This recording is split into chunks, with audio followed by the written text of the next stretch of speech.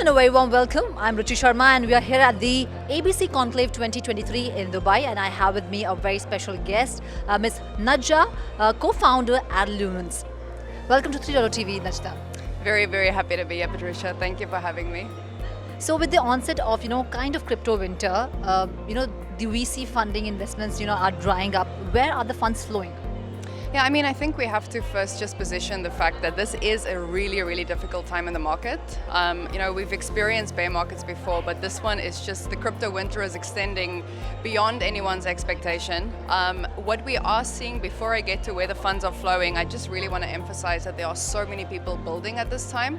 And I really just want to honor that, because I think it's very easy to build in a bull market. The money is flowing. Investors are chasing after you. It's a very different ball game when no one wants to invest.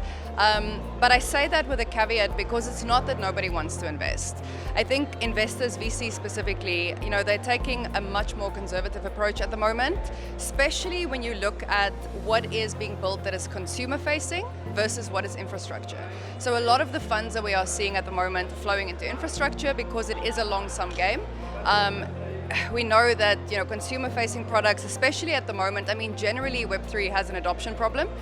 This is something that everyone in the industry is working on. Everyone is trying to solve. It is definitely something that there's a lot of challenges with.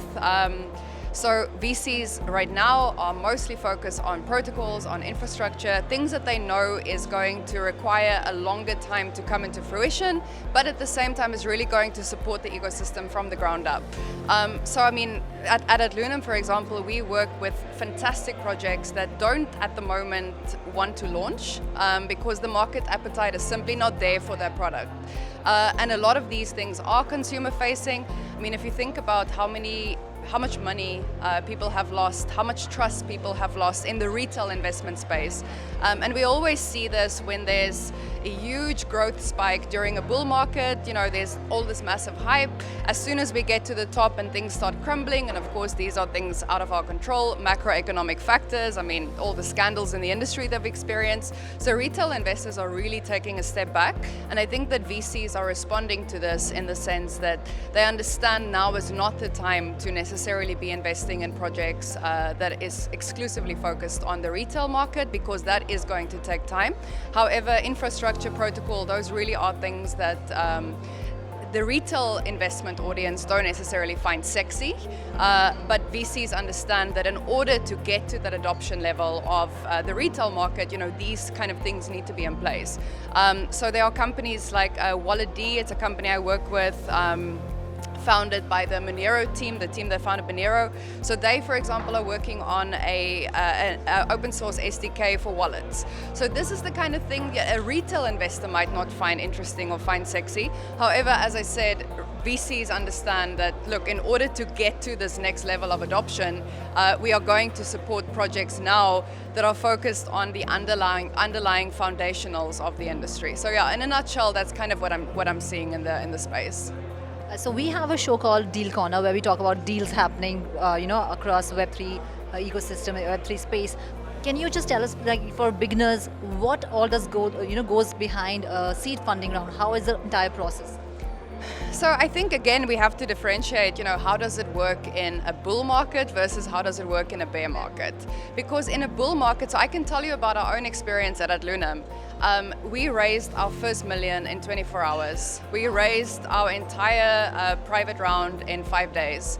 This was in the bull market. VCs, we were turning down funds like you wouldn't believe. VCs were begging us to give them allocation as opposed to the other way around. Now, in a bear market, it's completely reversed. Now, it's that traditional sort of cliche of the founder knocking down the door of the VC. So a lot of VCs, especially in this market at the time, at this time, they want to see a lead investor. They don't want to be the lead investor. Right. Now, this is an approach that VCs, or many VCs, generally take. However, the problem is that lead investors at the moment are much more difficult to come by than they were in the bull market. So what I'm really seeing in terms of especially the early stage funding is personal relationships. It's really now a slow burn. You build what you build, you start making connections, you get the word out there, but it's not the same as it was previously, where you have a deck, you get a few phone calls, and off you go, off you are to the races. So what we've been advising projects, because we work in an advisory capacity with projects, and what we've been advising over, it feels like this winter has been going on forever. I want to say over the last few months, but then I remember it's actually a few years already. So what we've been advising projects is really just to build the relationships. We, for example, make warm relationships, but then it's more about showcasing to the VCs that you continue to build whether or not there is funds. And it's a very, very difficult sort of slot to be in. You need runway, you need to be able to fund the things that you are building, but at the same time, VCs now, they want to see an MVP, they want to see that other money has already been put in. So it's a very precocious situation that founders find themselves in, but I can just reiterate, if you build during this time, it's being noticed. You might not get the results that you want, but VCs are out there and they are checking who is building and who is waiting until the conditions are perfect, and that's a differentiating factor that is very, very important. Probably they are waiting for the perfect time. So when do you see the scenarios or the situation changing? Do you think Bitcoin halving will change the scenario and maybe the good times will come back, or the market will bounce back? I definitely believe the good times are going to come back, but I think we also need to then, define what the good times are. I've been in this space for about 6-7 years now, and I've seen the evolution of the industry. Every time there's a bull market, everything is great and let's go and let's grow and we're all going to make it. And then as soon as things turn, it's almost like a great reset, like a cleansing. And so the question then is, what is the next version of the good times going to look like? Because there's a lot of practices during a bull market that are not necessarily good for the industry. The excessive amount of hype and greed, that's something that we live with as an industry, but it does damage us because we see this in a bear market, right? As soon as the markets have a downturn, that means that everything that we are building is no longer relevant. So I wish I had a precise date and time. I would love to carry my crystal ball with me because I think I can make us all very happy. I think that there is a lot of factors in the global economy happening right now that has obviously played a huge and massive role. I think that things are picking up. I definitely see the subtle shifts in the market. I see the attitudes changing. I see there's a lot of positivity, but it doesn't necessarily reflect out in the retail market yet and on the charts just yet. So I think the key thing is when you are working in the industry, you have it's like looking under the hood of a car. You have an insight into what's happening that people that are standing on the outside don't necessarily have. So I think it's very disheartening for the average person, average retail investor, when they look at the charts and go, well, this is just dead. However, as an industry professional, I definitely see that things are shifting, and they are shifting in a positive direction.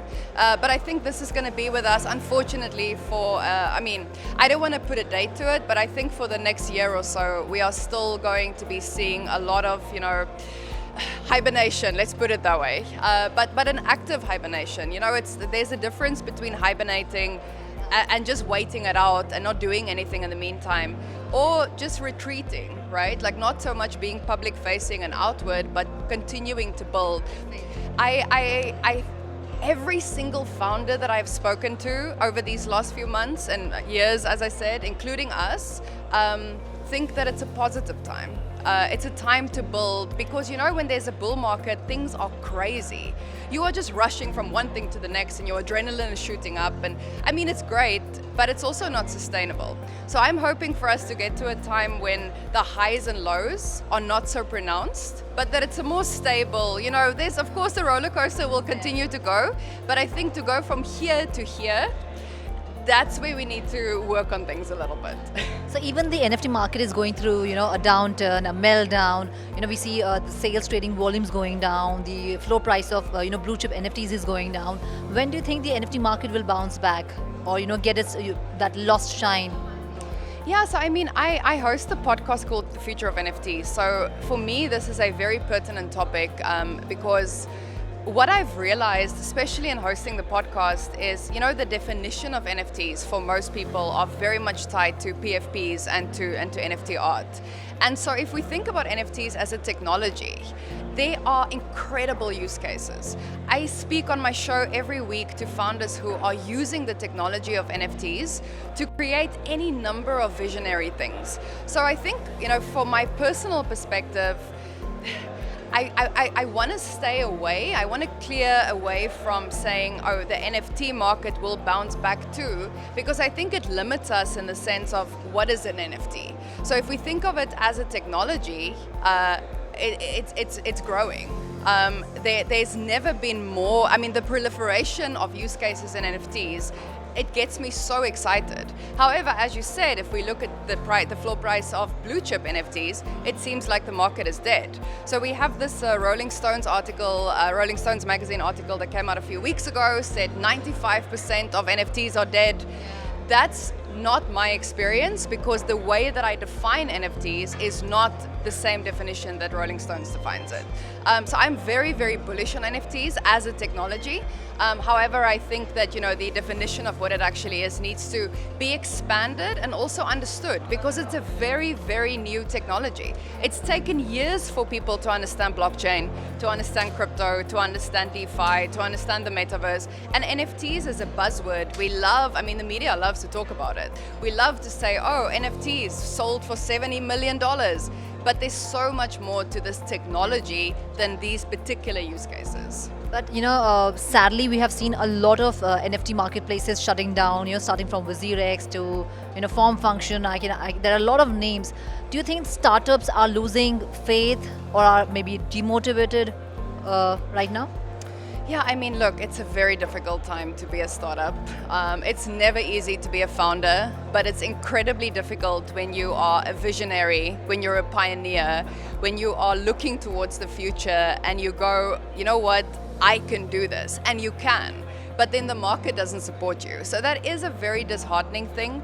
I think especially because of the negative publicity that this industry as a whole gets in the mainstream media. I did a talk earlier on Keep Crypto Clean, and really the premise of my talk was, we have a massive PR problem in this industry. We know what we're doing, we know what we're building. However, this doesn't translate out there. If you speak to the average person, if they hear the word crypto, if they hear the word Web3, the first thing that comes to mind is, oh, this is a scam. And so the problem is that we as an industry, we are the guardians of what it means to be in this space. So if founders are losing hope because marketplaces are going down and the investment is not flowing in, we also, all of us, have to understand that is a collective responsibility to make sure that when people think about the industry, when they think about the technology, that the first thing that comes to mind is not scam, but the future. And it's a delicate balance, because the voice of people who do harm in this industry is, because of their consequences, much louder than the voice of people going out there talking about what they're doing, because it's much easier to hype onto negativity than it is to get behind vision and a long-term future. So we hope that Web3 becomes a more safe and secure space. Thank you so much for talking to us. It was a pleasure having you. Absolutely, to you as well. And yeah, just lovely to meet you, lovely to be at this incredible conference, and we'll meet again soon. So that was all in this special segment. This is me, Ruchi Sharma, signing off. Keep watching 3.0 TV.